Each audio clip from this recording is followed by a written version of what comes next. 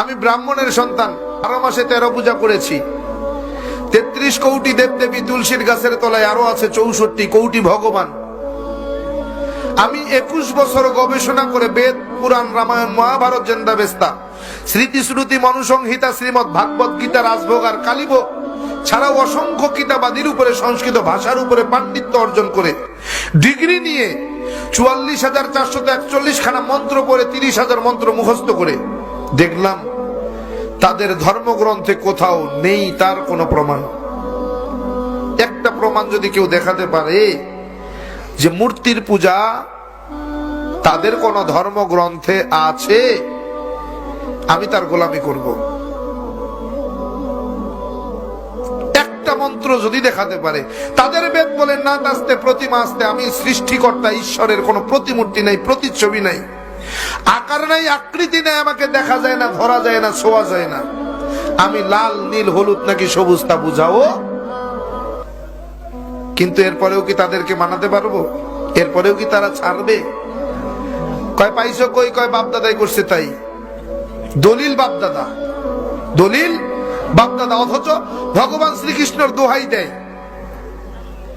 ভগবান শ্রীকৃষ্ণের দোহাই দেয়। ভগবান শ্রীকৃষ্ণ শ্রীমৎ ভাগবত গীতার 7 নম্বর অধ্যায়ের 20 নম্বর পৃষ্ঠার মধ্যে বলেন, অন্ধত্তম প্রবিশান্তি এ অসম্ভূতে মোপাস্তে। কালকে হাসরের মাঠ যখন কায়েম হয়ে যাবে, তোমরা আমাকে ভগবান বলে ফাঁসায় দিবা, আমারে তোমরা জাহান্নামে নিবা। আমি সেই রাস্তা রাখি নাই, আমি আমার রাস্তা ক্লিয়ার করে দিয়েছি। অন্ধত্তম প্রবিশান্তি এ অসম্ভূতে মোপাস্তে। অন্ধকারের পূজা, মূর্তির পূজা, গাছের পূজা, মাছের পূজা, আগুনের পূজা তারাই করে যারা অন্ধকারের মধ্যে ডুবে রয়েছে, যাদের ভিতরে কোনো আলো পৌঁছায় নাই, যারা এখনো আলোর মুখ দেখে নাই, তারাই কেবল গাছের পূজা, মাছের পূজা, আগুনের পূজা, পানির পূজা করে। আর যারা আলো দেখেছে, হেদায়াত পেয়ে গিয়েছে, নূর দেখেছে, তারা তা করে না। কেমনে বুঝাবেন ওরে? ও ভাই, ইসলাম কিন্তু এমনি গ্রহণ করি নাই, যাচাই বাছাই করে গবেষণা করে তারপরে মুসলমান হয়েছি। এরকম হাজার হাজার মন্ত্র বলা সম্ভব। কোরআনে হাকিমের 30 পারা 114টি সূরা, 6,666 মতান্তরে 6,238 আয়াতের সঙ্গে এই 30,000 মন্ত্রের হুবহু মিল আছে। কোরআনে হাকিমের প্রত্যেকটি আয়াতের সঙ্গে কয়েক শত মন্ত্র পাঠ করে শোনানো সম্ভব।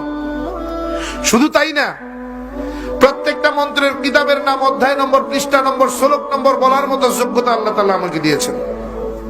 এমনি মুসলমান হই নাই, যাচাই বাছাই করে দেখছি পৃথিবীতে যদি কোনো শ্রেষ্ঠ ধর্ম থাকে সেটার নাম ইসলাম। সৃষ্টিকর্তা আল্লাহর পছন্দনীয় যদি কোনো জীবন বিধান থাকে সেটার নাম ইসলাম। ইন্নাদ দীনা ইনদাল্লাহিল ইসলাম।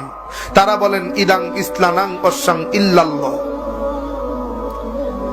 তাদের ধর্মগ্রন্থ বলে ইদাং ইসলানাং ওয়াসাং ইল্লাল্লাহ। ইদাং হলো দিন, ইসলানাং হলো ইসলাম, ওয়াসাং হলো পছন্দনীয় বা পছন্দ করা, ইল্লাল্লাহ হলো সৃষ্টিকর্তা।